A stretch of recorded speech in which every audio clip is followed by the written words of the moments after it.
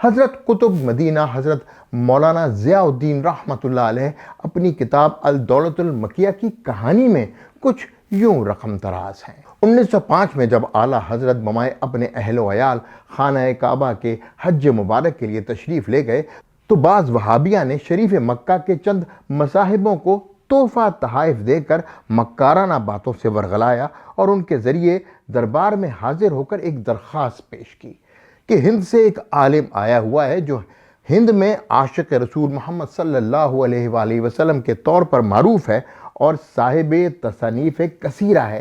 وہ اللہ اور اس کے رسول کے علم کو برابر کہتا ہے۔ ہند میں چونکہ انگریز کی حکومت ہے اس لیے ہم اس کو وہاں کچھ نہیں کہہ سکتے۔ آپ سے استدعا ہے کہ اس کو بلا کر اس کی باز پرس کی جائے۔ شریف مکہ نے جواب دیا، تم مخالف ہوتے ہوئے بھی 2 باتوں کا اقرار کر رہے ہو، یعنی وہ عاشق رسول صلی اللہ علیہ وآلہ وسلم ہے اور صاحب تصانیف کثیرہ ہے۔